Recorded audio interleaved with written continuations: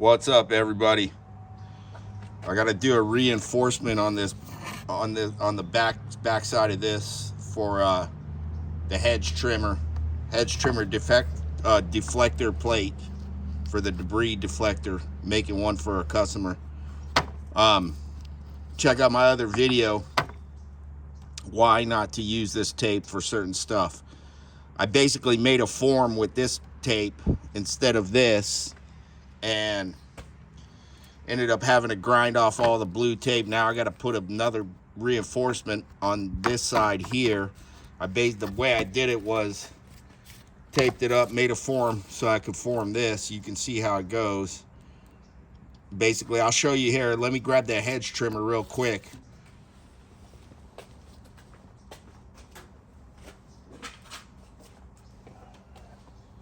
Basically, oh, don't crush the hardener. Oh shucks, the catalyst in the way. It's gonna go like so. You guys can see it there. Yeah, basically gonna fit there. Let me push this back a bit. Hold it so it doesn't tip. I'm gonna tip my table, but yeah, it's gonna go like this. Fit into there. Anyway, you guys get the gist of that. So I gotta put a reinforcement because I had to grind into it so much to get rid of all that blue goo. And I'm gonna do the test. Automotive, this is automotive, not the green painter's tape from Home Depot. This is automotive. First time I'm trying this stuff. Very first time doing this. But I'm still mold release it.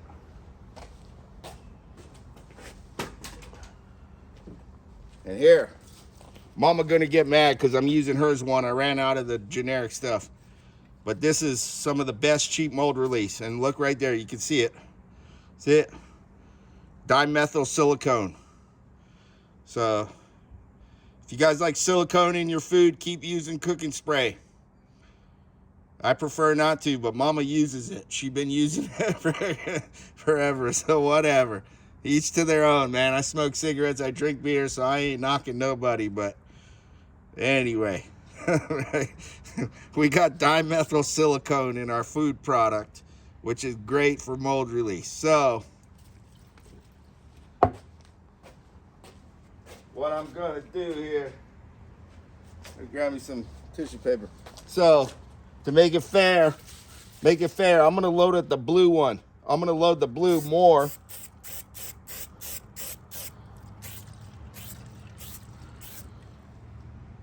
And again, well, I guess I can't say, well, we're going to do both of them the same way and see what happens. Maybe I didn't use enough. But what happens when it's loaded up like that, then it retards, then it ends up retarding the freaking, the catalyst. Spray, I got some on there. I got to clean that off. Look, I got some spray. I don't know if you can see the splatter. That's not good. I got to clean that off. Alcohol. I got my acetone.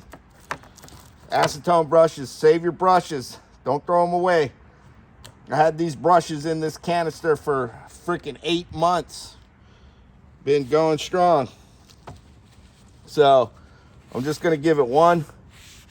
We got to give it a wipe. You can't leave too much because then it messes up the resin. There, that's good. And then we're going to do 1, 2, 3, 4. 1, 2, 3, 4. Good enough. Okay. Make it fair for both of them. That way we see if it's the tape or what. Throw that away. What's my next step here? Like, share, subscribe, comment, subscribe. Got all kinds of stuff. Oh, I got to clean my piece here. What we got? Where's my acetone? Acetone down here. Get my acetone. Clean rag. Come on, baby. Ah. What do we got going on? It's stuck. There we go. That'll work. It's coming. Ah, boy. Come on. What? The ham sandwich. There we go. Okay. Let me get a clean rag.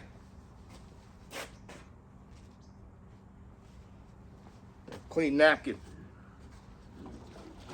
Acetone's cheap, man. The brushes are way more expensive than the acetone. Save your brushes. Don't just one-time use, throw them away. And this is basic fiberglass paneling. You can do all sorts of stuff with this. You can make stuff, cut it to fit your project, tack it together, Bondo. Man, you can do a million things. I think, what is it, Joe Buskin's Fish Bump TV. He's got a cool channel. He knows his fiberglass stuff. He's pretty much an expert. I mean, look at the boats the guy builds. Expert. That guy's badass. So he shows you guys some cool stuff. I've seen his channel. Killer. I've been doing fiberglass work 35 years total, full time, from 2000 to 2020. Well, I can't remember, 6 or 8 years, 5 years, 5 years off. Surfboard for surfboards, but I've been doing it a long time. Anyway, who cares about that? That don't matter. Here's another trick. Your resin. Right here, your resin. Get you a piece of plastic, spray this stuff on your plastic, and your cap will come off every single time. So easy, look. It'll just, telling you. So, we're gonna pour some resin here. Oh shucks, I gotta cut some fiberglass for the test run there. I forgot about that. Bear with me. It's fun. Let's have fun together. Check it out. Whoever wants to do fiberglass work. Let me cut a couple pieces. I only need one for each side for the test. Yeah, we'll do just basic shucks. That's all we need. Because we're gonna see what the resin does and how well it sticks. Could it have been I didn't put too much mold release? Possibly. Just lay it down. I'm gonna lay that down there. Lay that down there. You guys see that good? Yeah, that's good. All right, but you'll see how I reinforce this backside, because I got into it. I had to get into it pretty good for get rid of all this freaking blue tape that got all stuck. I tacked down with some spray adhesive. One side, just spritzed it, wax paper, then laid down the wax paper. We're good. All right, that's clean. Let me get some resin. Black pigment all over that.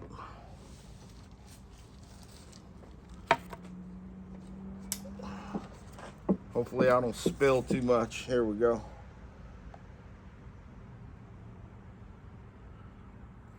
I probably poured way too much for what I needed. It's a clean container. There's no contamination. I'm pouring it back. There we go. That's good. Got to say, the stuff's getting expensive. This is a pretty decent brand, Home Depot. It was cheaper than ordering from Surf Supply. I get a lot of stuff from California. The Surf Supply, the surfboard supply stores online are awesome. You get all kinds of cool. I'll do a video on that. I'll basically do a screenshot video. The Surf Supply, yeah, boat stores, man, there's good, but I like some of the surfboard stuff because it's geared more toward non-industrial, because surfboards are so artistic.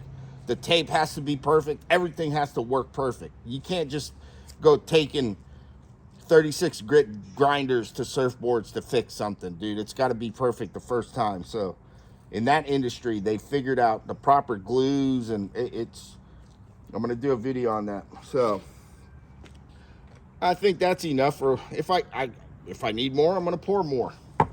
I'll get this ready. Get my brush ready.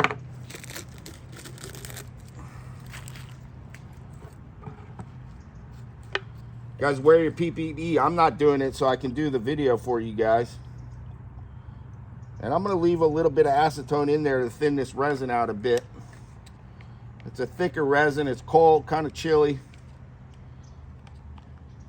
Just a tiny bit. Not ideal. If you're doing anything majorly structural, do not use acetone to thin your resin. Don't do that. Do not. You got to use styrene. Styrene becomes part of the whole structure, part of the molecular structure. Acetone just inhibits the proper linking of all the molecules. I know all the chemistry, man. I could go on and on about chemistry of this stuff. So, some hardener. I don't even measure. It's cold. This stuff takes a long time. I think this is an isophthalic resin because it sure looks like gloss resin from the surfboard industry. It's brown. It feels like it has isophthalic properties. I'll do a video on that one of these days. It's not the time for this video. Oh, spilled some. I'm gonna shoot it pretty hot, man. I just eyeball a lot of times. I want this thing to set up. It's not gonna warp. It's a small piece. And the isophthalic resins, they take a whole lot longer to kick and cure, to set and cure. So I want enough catalyst in here to get it going, because it's going to get kind of chilly tonight, so I need it to set up for this guy tomorrow. Little bit of dirt and dust in there is not too critical because I'm going to be painting this thing with truck bed liner. And so I've already got my pieces pre-cut. You're going to see that. I pre-cut them. So we're going to start off here. Where's my, I need my, yep, my small end. There. I'm putting, you see my woven seam, I'm putting it there, easy to minimize fraying. I don't want it dripping down too much. And I put, because what happens, you see, I didn't lay it down good enough. You see that? Just showing you guys real time what you guys might run into when you're doing this stuff. Real time. But it's wet, so now I can move it, right? You see? It's wet. What happens is if you try to lay that out dry and then you're going to sit there and just keep dabbing and dabbing, it's going to float and buckle and do all that jazz. Then I'm just going to come with my brush. And there's a couple of ways to do this. Let me tack these two down. I'm just going to tack them down like that. That way they're not moving in my way. Actually, let me, because I don't want that stuck to there. You see that? There we go. Tack that down, tack that down. I'll finish those off last. Make sure I got enough resin for the project. And I just rough cut. You don't have to cut it perfect. I prefer not because, oh, see, I got some fray right there. I'm going to leave it. If I try to mess with it now, you see that? Yeah, you guys can see that right there. Yeah, if I got some fray right there. If I try to mess with it too much, it's going to mess it up. I might be able to move it a tiny bit. You got to figure out that fine line. When you got to just stop and leave it. Leave good enough alone.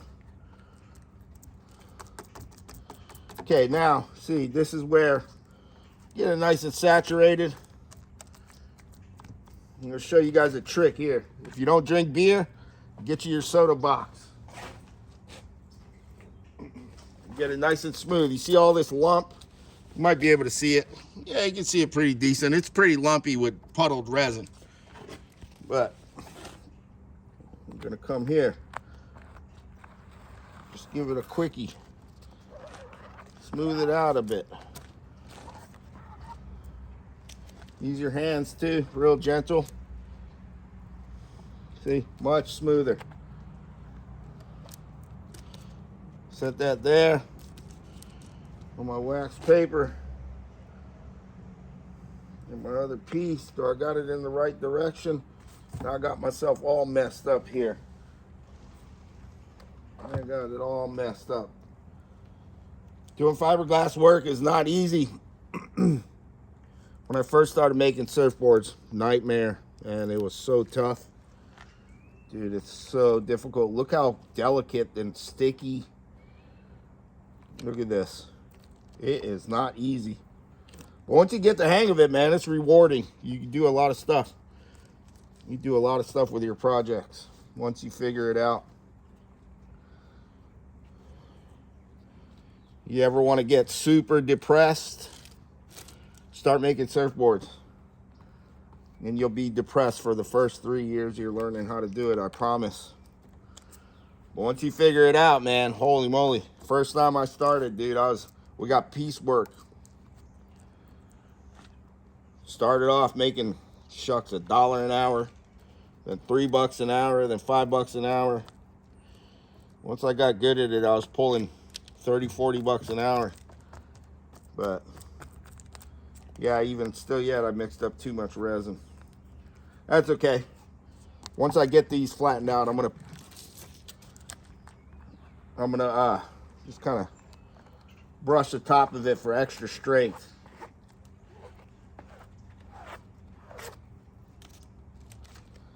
Yeah, making surfboards, man, even once you get good at it, it's not even that fun.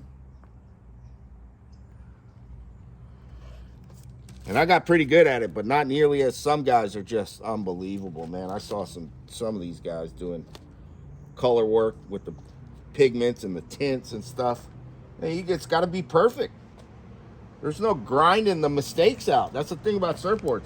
Boat work, you make a mistake, yeah, just grind it off. You got to do it again, but surfboards, once it's ruined, it's ruined. There's no fixing it. It's done. Horrible. Nightmares. I literally used to have nightmares when stuff would go south. It was not fun. Yeah, I'm not happy with the way that sits over. Okay. You see, that's okay. I'll grind that in when I go to sand it. Sand it before paint. And same thing. There we go. Just kind of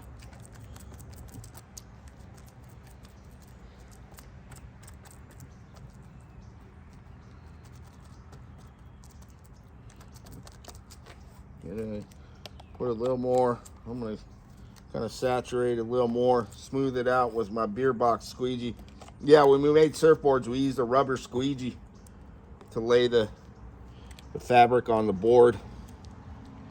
Some guys use Bondo spreaders, but Bondo spreaders don't work good for especially color work. You got to use the daggone rubber squeegee for color work every single time, and I got to the point I just used the rubber squeegee every time. It was faster too, especially that big one. Big, nice.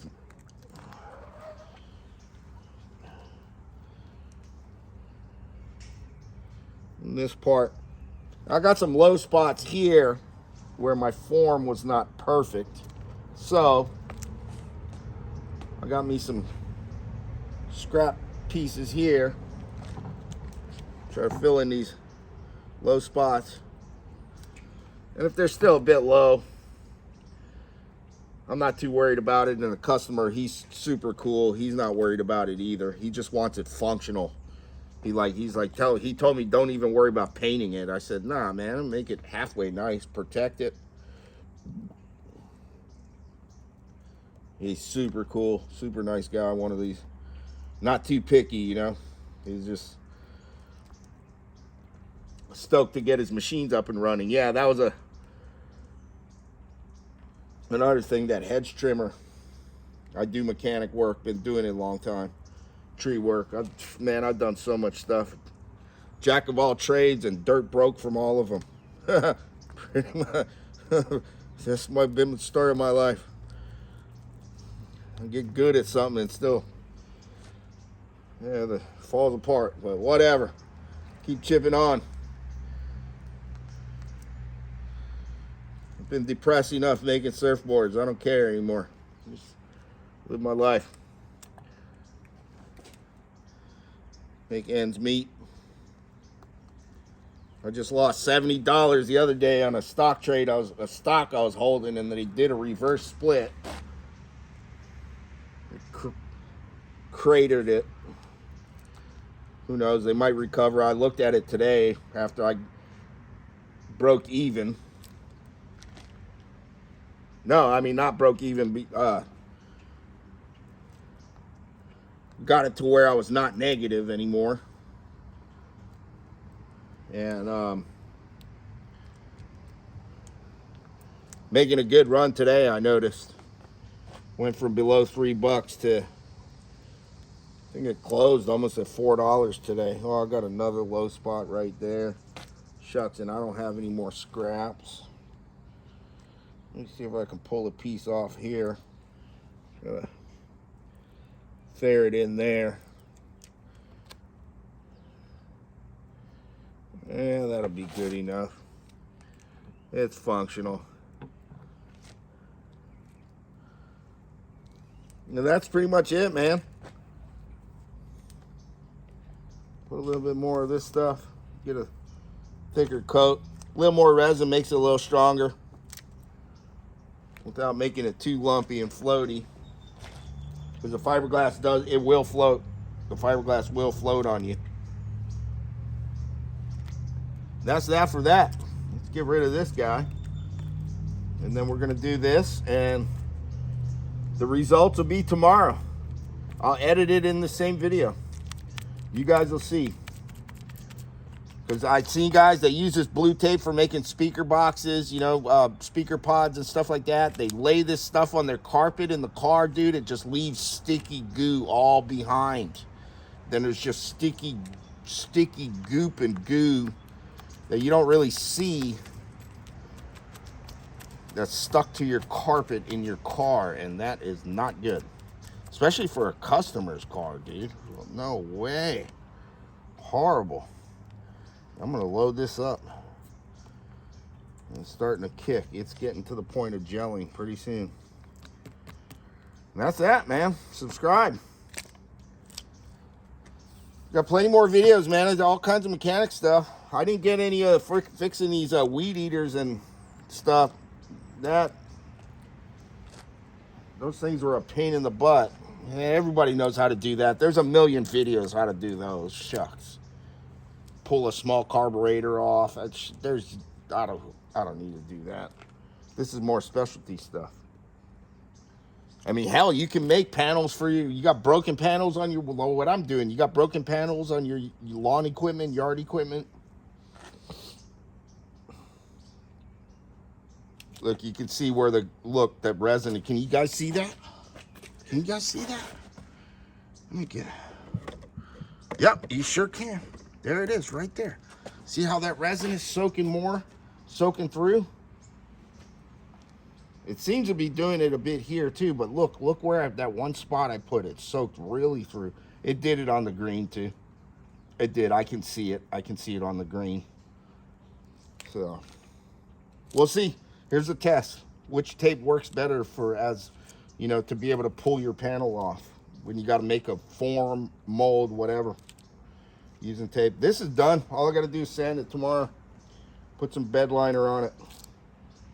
I got a couple of undulations here. As this thickens, I might just float it here. Let it float a bit. Float it. I'm done. I'm gonna wait till it starts getting thick, then I'm gonna load it up in the low spots that are along here. Just make it nice as possible. OCD, obsessed with completion disorder. That's what I call it. That's that, folks, I guess. Hit that subscribe button for me. That way too, you can look in your subscriptions and just probe through my channel and see if there's something you guys need help with. You know what I'm saying? You guys you never can tell. There just might be a project you're working on and I happen to have a video that works for you. That's how it goes, man. Learn from everybody. Dude, I subscribe to every single channel I watch. Every single one. Because that way I can just, if I remember something like, oh, yeah, I remember that one guy. Let me go through my subscriptions, and then I'll just see his name. And yeah, that was the answer I was looking for. That guy had the answer. I learn from everybody because nobody knows everything. None of us do. So, and that's, I'm not trying to brag, but that's why I'm so good at so many things, because I just basically kept my mouth shut, kept my ears and eyes open, and just learn. Love it. It's just information. Here you go. There's this out. Do this. Save this. But you can't let this sit in here too long. Actually, I'm going to change this because it'll end up gelling. The dissolved resin will end up hardening in here, and then it's ruined. So I need to change this today. It's been 6 months, 6 to 8 months. Time to change it. I've already done some projects. So once it gets to this point, yeah, definitely change it. Put brand new. And gallon of acetone is like 20, 30 bucks, depending on where you are. And brushes, man, you keep using them over and over and over. That's it. Take care, everybody. High Rev 90. Subscribe, comment. You guys are awesome. Peace. Aloha.